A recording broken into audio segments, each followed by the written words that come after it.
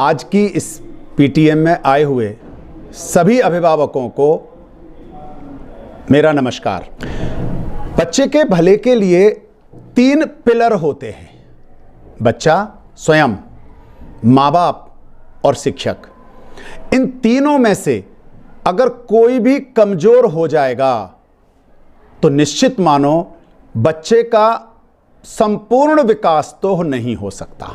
फिर बच्चा अपनी मर्जी से विकास करता है। इन 3 में से मुझे क्या करना है ये मैं सोचूंगा, बच्चे को क्या करना है ये बच्चा सोचेगा, आपको क्या करना है आज हम कोशिश करेंगे कि ये बताने की कि इन परीक्षाओं के कंप्लीट होने तक आपको क्या करना है। तो सबसे पहला काम कि हम लोग ये मान के चलें कि हम बच्चे के भले के लिए आज आए हैं, तो बच्चे की परीक्षा खत्म होने तक हमारे रोल्स और रेस्पॉन्सिबिलिटीज क्या क्या हो सकती हैं, मैं क्या क्या ऐसा कर सकता हूं या कर सकती हूं जिससे कि मेरे बच्चों का भला हो। तो उसके लिए कुछ सुझाव हैं। अगर किसी भी साथी को ऐसा लगे कि जी ये मेरे लिए ठीक नहीं है, वो उन्हें छोड़ दे। उसमें से कुछ भी उसे अच्छा लगे वह उसे अपनाए, और अगर फिर भी कोई और प्रश्न हो तो आप आज के इस सेशन के बाद कर सकते हैं। सबसे पहला सुझाव जो मेरा है, घर में कलह है, चाहे वो पति पत्नी के बीच में है या छोटे भाई बहनों के बीच में है या माता पिता और बच्चों के बीच में है, या पड़ोसन आ गई आसपास की बातें कर रही है, या फिर टेलीविजन जोर से चलाना हो, या और कई ऐसे होते हैं जैसे घर से फोन आ गया है, हम जोर जोर से फोन पर बातें कर रहे हैं। आदत है हमारी तो, और काफी देर तक कर रहे हैं। हमें क्या लगता है कोई फर्क नहीं पड़ता, बच्चा तो कमरे में पढ़ रहा है, उसे क्या फर्क पड़ेगा? बिल्कुल नहीं। तो घर का माहौल पूरी तरह से शांत हो, यह आपकी बराबर जिम्मेदारी है। आप सब जानते हो, कहीं भी अगर आप काम करते हो तो अगर किसी भी कारण से आपको किसी ऐसी भाषा या ऐसी आवाज सुनते हो जो लड़ाई की हो, तो आपके मन मस्तिष्क में रहती है, और वो तो आपका बच्चा है। आप आपस में अगर पति पत्नी लड़ रहे हैं, बच्चे के दिमाग में ये सारी बातें आनी ही हैं। इसलिए कम से कम जब बच्चा घर में हो तब किसी भी सूरत में तेज आवाज नहीं निकले, टेलीविजन बंद हो, किसी भी तरह से बच्चे को डिस्टरबेंस नहीं हो, बहुत ही शांत वातावरण बच्चे को मिले। दूसरा, बच्चों की आदत होती है कि वो अपनी सुविधानुसार टाइम टेबल बनाते हैं। किसी बच्चे की आदत होती है देर रात तक पढ़ने की, और किसी बच्चे की आदत होती है सुबह जल्दी उठकर पढ़ने की। यहां कोई वैज्ञानिक कारण नहीं चलता। परीक्षा के समय में, परीक्षा नहीं हो, आम समय में बहुत सारे साइकोलॉजिस्ट अपने अपने सुझाव देते हैं, वो हर बच्चे को मानना चाहिए। लेकिन परीक्षा के समय में बच्चे का अपना दिमाग होता है, उसका अपना एक टाइम टेबल, जिसको आजकल टाइम मैनेजमेंट कहते हैं, वो बच्चे से बनवाएं। नहीं बना रखा है तो बच्चे से कहें बेटा बना और हमें बता, जिससे कि हम उस समय तुझे डिस्टर्ब भी नहीं होने दें। तो हर बच्चे का एक टाइम टेबल होता है। बच्चा कब सो रहा है कब नहीं सो रहा उसे डिस्टर्ब नहीं करना। और विशेष बात, अगर बच्चा गहरी नींद में सो रहा हो तो कोशिश करें उसकी नींद नहीं टूटे। अगर उसकी नींद टूटती है तो बच्चा डिस्टर्ब होगा, वो ठीक प्रकार से पढ़ ही नहीं पाएगा।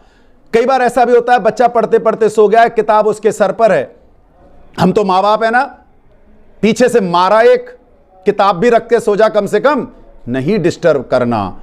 आपका ये डिस्टरबेंस बच्चे को कहीं ना कहीं मानसिक और शारीरिक दोनों तरह से नुकसान पहुंचाएगा। इसलिए कोशिश करें कि बच्चे को किसी भी प्रकार से डिस्टर्ब नहीं हो। लेकिन तीसरा महत्वपूर्ण, मॉनिटर अवश्य करें।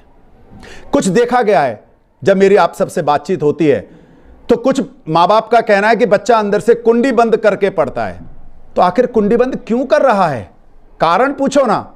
हो सकता है आपके बार बार डिस्टरबेंस के कारण कर रहा हो, या आपके यहां पर गेस्ट बहुत ज्यादा आते हों जो बार बार अंदर, या बच्चे छोटे हैं वो बार बार घर के अंदर कमरे में आ जाते हों, पढ़ाई में डिस्टर्ब कर रहे हों। इसलिए अगर बंद कर रहा है तो उससे कहो कि बेटा जो तेरा पढ़ने का समय है उस समय कोई डिस्टर्ब नहीं करेगा, इसलिए कुंडी बंद मत कर। लेकिन ये सोशल मीडिया का समय है, बच्चे के पास स्मार्टफोन भी है, जब बड़े बड़े भटक सकते हैं तो वो तो बच्चा है, इसलिए मॉनिटर अवश्य करें और बड़े स्मार्ट तरीके से करें। जैसे बच्चे को कुछ भी खाने पीने का सामान ले गए, चुपचाप रखा और आ गए, लेकिन आंखें तेज रखना, बच्चे की हड़बड़ाहट भी नोटिस करना।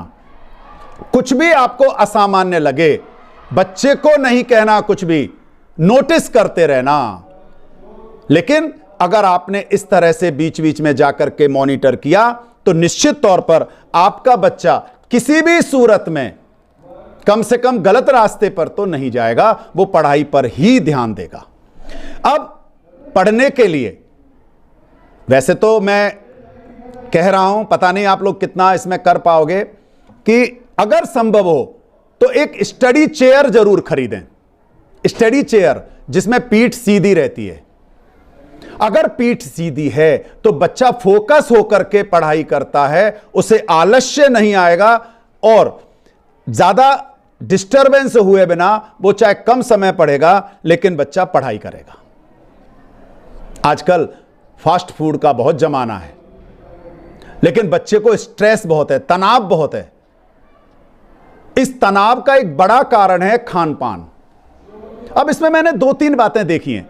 कुछ घर में आदत होती है जरूरत से ज्यादा खिलाने पिलाने की, नहीं बेटा और खा, बेटा और खा, उसे नहीं लग रहा है अच्छा, तो यहां बच्चे की रुचि का भोजन बनाना, जो बच्चे को अच्छा लगे, बच्चे को बाहर की चीजें अवॉइड करना, नहीं देने की कोशिश करना, लेकिन अगर जरूरत हो तो किसी भी तरह से उसके खास पसंद की सामान घर में तैयार करो, और एक साथ अधिक नहीं खिलाना, थोड़ा थोड़ा करके घंटे 2 घंटे में थोड़ी बहुत चीजें रख दी।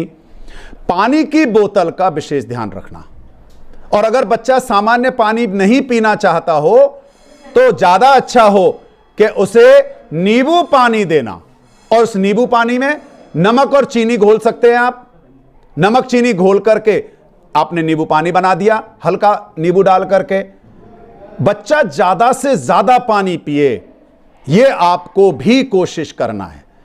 और चने, भुने हुए चने, देशी चने या काबुली चने, और अगर अच्छा समझो तो घर में उसमें अगर नमक मिर्च लगा सको या जैसे भी हो, सबसे ज्यादा फायदेमंद ये बच्चे के लिए रहना है। इसे एक डिब्बे में भर के रखें, बच्चे को जब मन करे अपने आप ही खाता रहेगा, तो बच्चे का ज्यादा कंसंट्रेशन पढ़ाई में रहेगा। यह आपकी एक विशेष जिम्मेदारी है कि बच्चे को किसी भी तरह से डिस्टरबेंस नहीं हो खाने पीने में भी, और उसे जितना हो सके उसके रुचि का खाना ही खिलाना चाहिए। अब कई बार ऐसा होता है कि हमें अपने बच्चे की क्षमता तो पता है, लेकिन मुझे मेरे रिश्तेदारों की भी क्षमता ज्यादा पता है, उसके दोस्तों की पता है, तो हम तुलना कर जाते हैं। तुलना नहीं करना। मेरे बच्चे में क्या अच्छी बात है, केवल उतना जान करके समझ करके उस बच्चे की क्षमता पर पूरा विश्वास करना, यह भी आपका काम है। और जब बच्चे की क्षमता पर आप लोग विश्वास करोगे तो बच्चे पर दबाव नहीं पड़ेगा, किसी भी तरह का दबाव नहीं देना, बस आप तो सपोर्ट करते जाओ। जब किसान पेड़ उगाता है ना, तो पेड़ को खींचता नहीं है, वो सिर्फ उसके लिए सपोर्टिंग मटेरियल देता है। पेड़ नेचुरल रूप से ग्रो करता है। आपका और हमारा काम केवल उसको सपोर्ट करना है, ना कि उसे जबरदस्ती खींच खींच करके फल बनाना। बच्चा अपने आप कर लेगा, अगर हमारा ठीक प्रकार से सपोर्ट है तो बच्चा कर लेगा। अब बच्चों ने कई बार सुना जाता है कि बच्चे तनाव में हैं और हम समझ नहीं पा रहे।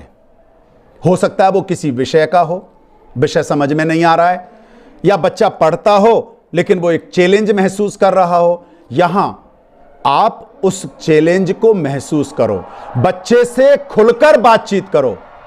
जितना खुलकर के बच्चे से बातचीत करोगे ज्यादा फायदा रहेगा। आप पहचानो क्या बच्चा किसी पर्टिकुलर सब्जेक्ट में कोई परेशानी महसूस कर रहा है, और अगर कर रहा है तो उसके सब्जेक्ट टीचर और क्लास टीचर के फोन नंबर अपने पास रखो। बच्चे को बताए बिना, शिकायत नहीं है ये, ध्यान करना, बच्चे को बताए बिना स्कूल जाकर के बात कर सकते हो या सर को मैसेज कर सकते हो कि मुझे आपसे जरूरी बात करनी है। बच्चे के पीछे से उससे, सर से बात करना कि आज सर ऐसा ऐसा हुआ है, आप प्लीज मुझे बताएं कि क्या करें। स्कूल आकर के अगर बात कर पाओगे बच्चे के बारे में तो ज्यादा अच्छा रहेगा। लेकिन सावधानी रखनी है, बच्चे के सामने कभी भी बच्चे की कमी नहीं बताएं, तारीफ भले ही कर दें।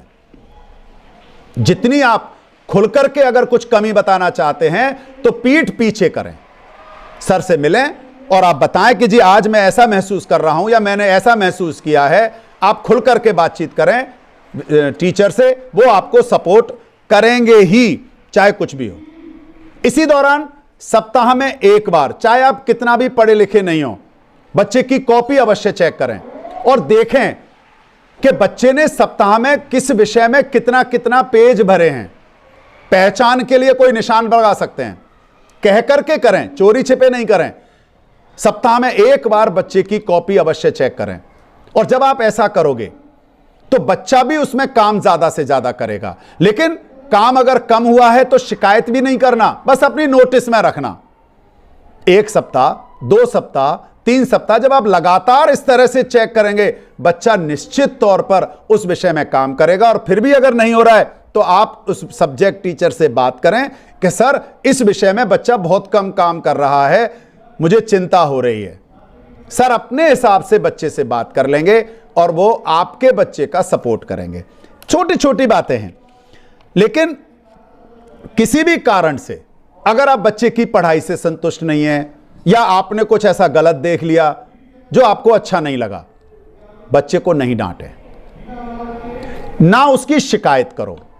कई बार आदत होती है, पापा जी घर आए और मम्मी ने पापा को शिकायत कर दी, या पापा ने आते ही कुछ ऐसा देखा वो मम्मी से शिकायत कर बैठे। अब आपस में शिकायत करी और करने के बाद एक दूसरे से उलझ गए। निश्चित मानो आप जो उद्देश्य लेकर के बढ़ रहे हो उसमें कहीं ना कहीं कमी आएगी। इसलिए मेरा आप सबसे विशेष निवेदन है कि शांत मन से बच्चे से बात करें। कितनी भी बड़ी शिकायत हो, कितनी भी बड़ी हो, आप बच्चे को डायरेक्टली कुछ नहीं कहें, प्यार से कहें जो कहें। और अगर ज्यादा ही कहने का मन कर रहा हो तो अपने क्लास टीचर बच्चे का जो है या सब्जेक्ट टीचर है उनको मैसेज कर दें, उनसे स्कूल में जाकर के मिलें और बताएं कि सर इस बात पर मुझे बच्चे पर गुस्सा आ रहा है, मैं बच्चे से कैसे निपटूं। यह स्कूल के टीचर का काम है कि वो बच्चे की काउंसलिंग करे। हर स्कूलों में काउंसलर भी हैं, वो बच्चे से बात कर सकते हैं, बच्चे के बारे में जान सकते हैं और बच्चे का भला किस में है इसमें बात कर सकते हैं।